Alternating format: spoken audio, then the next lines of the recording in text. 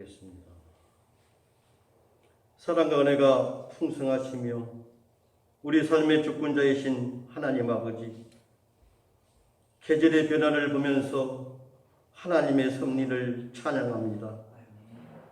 9월 첫째 주일 예배를 비대면으로 드리지만 주님의 은총이 신강에 온 성도들에게 넘치도록 나누어 주시옵소서. 주님, 세상의 바람 앞에서 쉽게 넘어지고 깨어져 버릴 수밖에 없는 저희들, 육신의 소욕과 헛된 욕망에 죄짐을 지고 있음을 이 시간 고백하오니 십자가 보혈로 씻어주시고 용서받기를 원합니다. 주님, 이 땅의 교회를 중심으로 확진자가 늘어나면서 교회가 세상의 지탄의 대상이 되고 있습니다. 무모함을 믿음이라 말하지 않게 하시고 완악함을 신앙으로 착각하지 않게 하옵소서. 교회가 먼저 솔선수범하여 방역 수칙을 지키게 하시사 바벨론의 그발 강가에서 수금을 걸며 울었던 이스라엘 백성들처럼 빼앗긴 대면의 예배에서 마음껏 찬양하고 소리 높여 기도하며 성도의 교제를 즐거이 외칠 수 있는 주일 예배로 하루속히 회복시켜 주었기를 간절히 바랍니다. 신강교회 형제자매들, 사회적 거리두기 속에서도 하나님과 친밀하고 성도들이 서로 교통함으로 소망의 연합, 치유의 연대가 일어나 코로나 폭풍우 속에서도 위로의 평안을 누리게 하옵소서. 생명의 주권자이신 하나님 아버지, 강성훈 목사님 주님의 이름을 부를 때 응답하여 주옵소서. 목사님의 여자강 팔을 주님의 강한 팔로 감싸 잡으시고 무너지는 허리를 잡아 일으켜 강건함으로 소생시켜 주옵소서. 고통으로 외롭다는 생각 들지 않게 하옵시고 사랑의 마음으로 지켜보는 가족들로 인하여 결단의 힘을 주시옵고 신강에 온 성도들이 드리는 중보기도가 마음의 위로가 되게 하시며 주님께서 밤낮 없이 동행하시어 강건함을 허락하여 주실 줄 믿습니다. 귀한 종 이승기 목사님, 이 시간 말씀을 전하실 때 영육간의 강건함을 허락하여 주옵시고 주짐 사역 감당하실 때마다 부족함 없이 늘 채워주시며 더 크고 넓은 지경으로 목회 사역에 힘쓰게 하여 주옵소서. 이 시간 선포되는 메시지를 통하여 답답하고 우울한 심령들 회복되고 치유되는 시간이 되어지길 간절히 소망하며 예수님 이름으로 기도드립니다. 아멘. 네, 하나님의 은혜와 평강이 조화로운 가운데 가득하길 바랍니다. 아멘. 요즘에 코로나로 인해서 진짜와 가짜가 세상에 드러났다라는 말들을 합니다. 특히 장로님 기도하신 것처럼 교회가 그 코로나 감염의 중심에 있는 것을 우리가 보면서 신앙에 대한 고민도 많이 생깁니다. 하나님이 원하시는 성경이 이야기하는 신앙은 무엇인가? 오늘 말씀에서 예수님께서 이 부분에 대해 정확히 말씀해 주신 것을 볼 수 있습니다. 예수님 당시에 이스라엘은 하나님께 굉장히 열심히 제사를 드리고 또 율법을 지키려고 노력을 많이 했습니다. 그런데 그렇게 수없는 그런 발버둥에도 그들이 만든 세상에는 평안도 없었고 구원도 없었습니다. 오히려 그들이 만들었다는 하나님의 나라에는 해결할 수 없는 아픔이 존재하고 슬픔이 있고 분쟁이 있고 또 상처와 다툼이 가득한 세상이었습니다. 무엇이 문제였을까? 오늘 11절 말씀에 보면 예루살렘에 도착하신 예수님께서 정말로 마치 무엇이 문제인지를 살피듯이 예루살렘을 성전을 돌아보고 나오십니다. 그리고 12절부터 그 문제를 파악하신 예수님께서 무슨 일을 하셨는가가 나오는 것입니다. 말씀의 상황을 간단히 좀 살펴보면 문제를 파악하신 예수님께서 다음날 베다니에서 성전을 향해 가시기 위해 나오셨어요. 그런데 배가 고프시는 겁니다. 마침 저곳을 저 멀리 보았더니 무화과 나무가 보이는 거예요. 그래서 그곳에 가까이 가셨더니 무화과 나무에 열매가 없습니다. 그래서 하시는 말씀이 우리 14절 말씀을 한번 같이 읽어보겠습니다. 14절입니다. 예수께서 나무에게 말씀하여 이르시되 이제부터 영원토록 사람이 내게서 열매를 따먹지 못하리라 하시니 제자들이 이를 듣더라. 마치 예수님께서 무화과 나무에 열매가 없다고 저주하시는 것 같이 들립니다. 그런데 무화과 나무의 의미를 우리가 알면 조금 다르게 들을 수 있습니다. 유대인들은 그 창세기 3장에서 아담과 하와가 먹었던 선악과를 무화과 열매라고 믿고 있습니다. 그리고 그들이 무화과 나무를 열매를 먹고 부끄러움을 선악을 알게 돼서 부끄러워지자 자신의 몸을 가린 그 가죽 그 치마가 무화과 나무 잎이었습니다. 그래서 무화과 나무는 이스라엘 자신을 의미하거나 자신들의 신화 그 중심에 있는 예루살렘을 의미했습니다. 예수님께서 14절에 무화과 나무에게 말씀하여 이르시되 이제부터 영원토록 사람이 내게서 열매를 따먹지 못하리라 라고 하신 말씀은 배고파서 조주하신 말씀이 아니라 무화과 나무의 상태가 예루살렘 성전의 상태가 아무런 열매를 맺지 못하는 생명이 없는 상태구나 라고 하는 현재 예루살렘의 모습에 대한 굉장히 객관적이고 정확한 분석의 판단의 말씀이었던 겁니다. 그래서 15절에 예수님이 예루살렘 성전으로 들어가십니다. 예수님께서 예루살렘 성전에 들어가셔서 보니 역시나 성전 안에 매매하는 자들이 가득하고 돈을 바꾸는 자들, 비둘기를 파는 자들이 있습니다. 그 모습을 보신 예수님께서 성전을 다 뒤집어 엎으시고 하시는 말씀이 너희가 기도하는 내 아버지의 집을 강도의 소굴로 만들었구나 라고 말씀을 하셨습니다. 그래서 우리는 이 말씀을 성전에서 교회에서 장사를 하면 안 된다라고 이해를 또 하고 있습니다. 그런데 여러분 혹시 이거 아십니까? 그 신명기 14장 24절에 보면 나중에 한번 찾아보시기 바랍니다. 하나님께서 11조를 드릴 때 어떻게 해야 되는지를 말씀을 해주세요.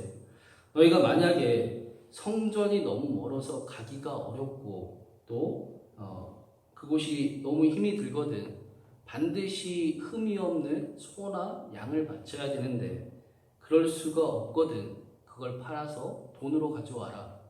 그리고 성전에 가서 다시 소를 사든 그 돈으로 양을 사든 다시 사서 바치면 된다라고 신명기 14장 24절에 말씀을 하십니다.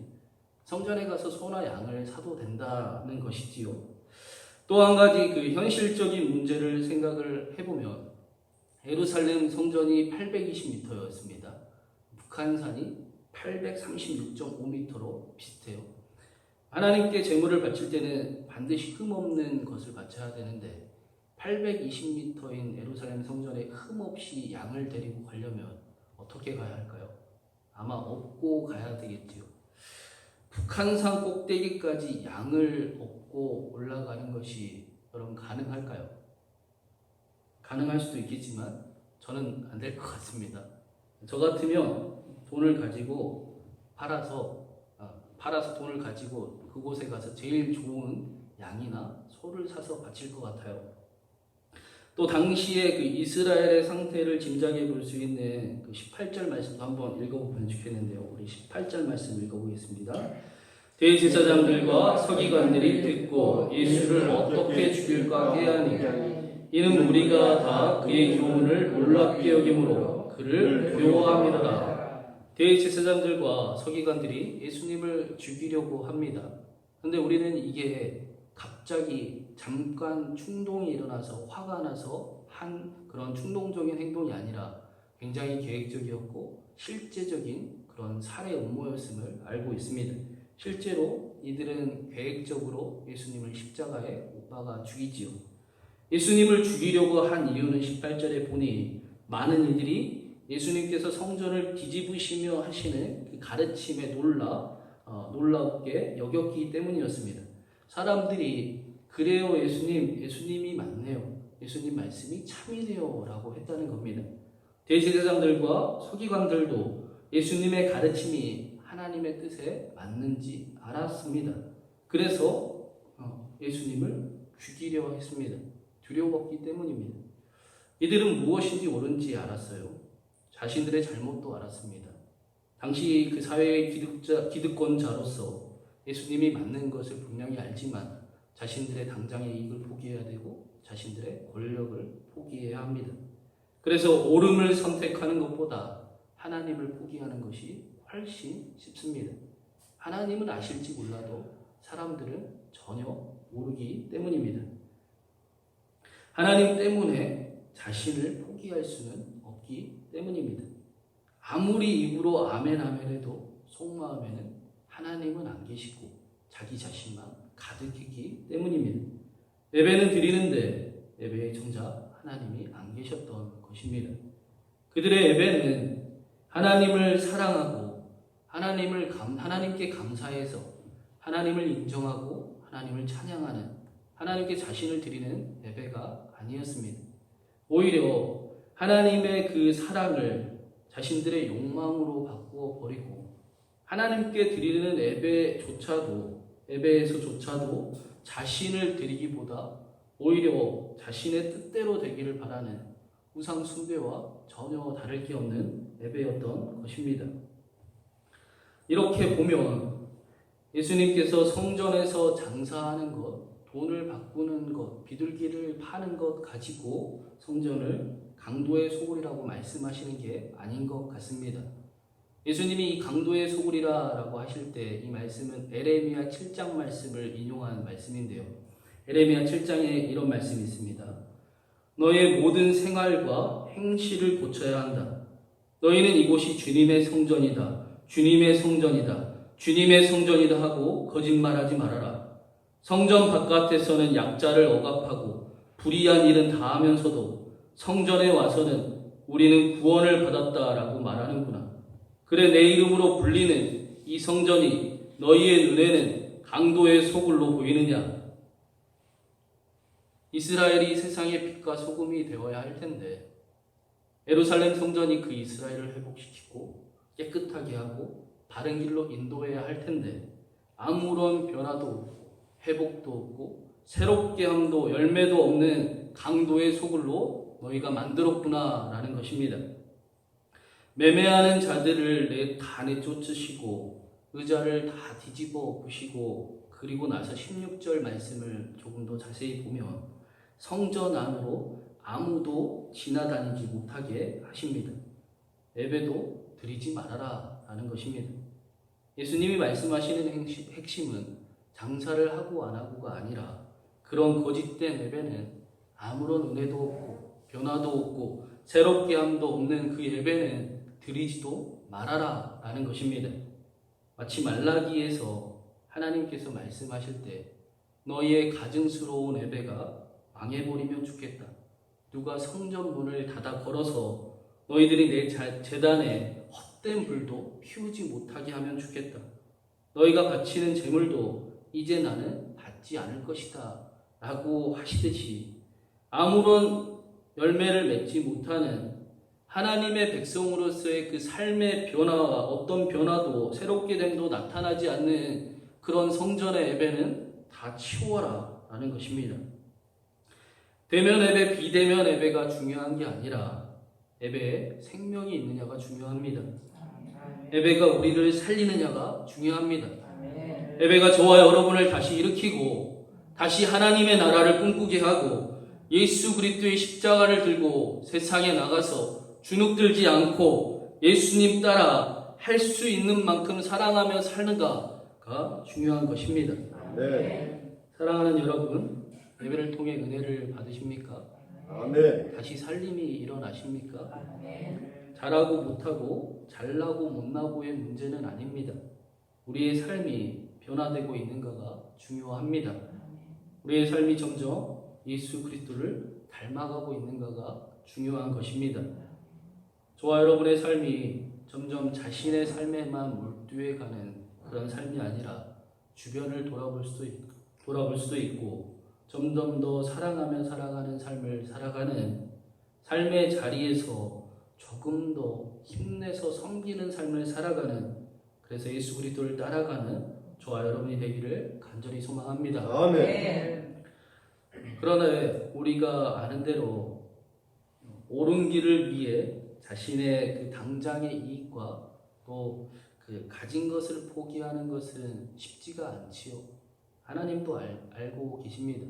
또 대부분은 그렇게 못하는 것이 현실입니다. 점점 더 그렇게 되는 사회가 되는 것 같습니다. 이런 선택을 하려면 힘이 필요하기 때문입니다. 그래서 예수님께서 성전에 대해 말씀하시기를 이 성전이 무너지고 다시 내가 3일 동안 일으키리라 라고 말씀을 하셨습니다. 자신을 드리지도 자신을 포기하지도 못하는 우리들을 위해 예수님께서 먼저 자신을 드리러 십자가를 향해 가시겠다는 것입니다. 인자가 온 것은 섬김을 받으려 한 것이 아니라 오히려 섬기려 하고 자기 목숨을 많은 사람의 대속물로 주려 함이니라. 하나님의 사랑을 잃어버린 그 예배는 멈춰야 하지만 내가 다시 그러나 단 한 번의 속죄제물이 되어 그 사랑을 회복할 것이다. 예배를 회복할 것이다 라는 것입니다. 자신을 포기할 줄 모르는 사람들을 위해 하나님께서 먼저 자신을 포기한 사건이 예수 그리스도의 십자가 사건입니다. 이 사건을 기억하는 예배가 그리스도인의 예배입니다. 이 사랑과 은혜를 아는 사람들을 그리스도인이라고 부릅니다. 그래서 그리스도인들에게는 예수 그리스도의 십자가가 하나님의 능력이 됩니다. 다시 살아갈 힘이 됩니다. 그렇다면 마지막으로 이제 베드로의 질문에 22절부터 이상하게 대답하신 예수님의 말씀이 조금 이해가 될 것 같습니다. 22절에 하나님을 믿으라. 하나님을 믿는 믿음을 가져라. 너의 숨겨둔 욕망을 따라 하나님을 믿지 말고 하나님의 사랑을 아는 믿음을 가져라. 하나님이 너를 얼마나 사랑하는지 아느냐? 하나님과 사랑하는 사이가 되어라. 그 사랑은 말하는 것이 이루어질 줄 믿을 수 있고 마음에 의심하지도 않는 것이다. 그러면 사랑하는 하나님이 그대로 이루실 것이다. 기도해라. 기도의 힘으로 삶을 이겨내고 그 사랑을 아는 대로 용서하고 더 사랑하는 삶을 살아가거라 라고 말씀하십니다. 그레타 툰베리라는 그 스웨덴의 환경운동가가 있는데요. 이런 말을 했습니다. 희망은 행동하는 것입니다. 희망은 행동으로 창조하는 것입니다. 희망은 전염될 수 있습니다. 한 사람이 희망을 가지면 사람들은 더 많은 희망을 꿈꾸는 방식으로 행동하기 시작합니다. 하나님은 그리스도인을 통해 세상을 구하기 원하십니다. 사랑하는 여러분, 저와 여러분이 세상의 삶의 자리에 희망이 되기를 바랍니다. 아멘. 희망이 우리를 통해 전염되기를 소망합니다. 이 예배를 통해 비록 영상으로 드리는 예배일지라도 다시 예수 그리스도의 심장을 우리가 가지고 하나님의 능력을 나타낼 수 있는 그런 귀한 한 주가 되기를 간절히 소망합니다. 아멘. 여러분을 통해 여러분의 가정과 삶의 자리와 이 나라에 사랑과 평화가 넘치는 하나님의 나라가 세워지기를 주님의 이름으로 축원드립니다. 우리 같이 기도하겠습니다. 사랑하는 하나님, 우리에게 은총을 베풀어 주십시오. 우리가 가정에서 삶의 자리에서 희망이 될 수 있도록 우리를 도와주십시오. 우리를 통해 신광교회를 통해 하나님의 나라가 세워지게 하시고 하나님의 영광이 가득 넘쳐나게 하소서. 특별히 온 신광교회 성도님들이 함께 강성원 목사님, 담임 목사님을 위해 기도하고 있습니다. 목사님의 건강이 회복되게 하시고 치료의 과정도 주님께서 함께 하셔서 치료하여 주시옵소서. 사모님과 자녀들에게 힘과 은혜와 평안을 선물해 주십시오. 사랑하는 우리 주 예수 그리스도의 이름으로 간절히 기도드립니다. 아멘. 이제는 우리 구주 예수 그리스도의 크신 은혜와 놀라우신 하나님 아버지의 사랑과 또 성령 하나님의 함께 하시고 힘 주심이 하나님의 나라를 꿈꾸고 삶의 자리에서 희망이 되기를 소망하는 사랑하는 성도님들 머리 위에 또 사랑하는 신광교회, 특별히 강성호 목사님과 그 가정과 또 강성호 목사님을 치료하는 병원 위에 이 나라 이민족 위에 이제로부터 영원히 함께 하시기를 간절히 축원하옵나이다. 아멘.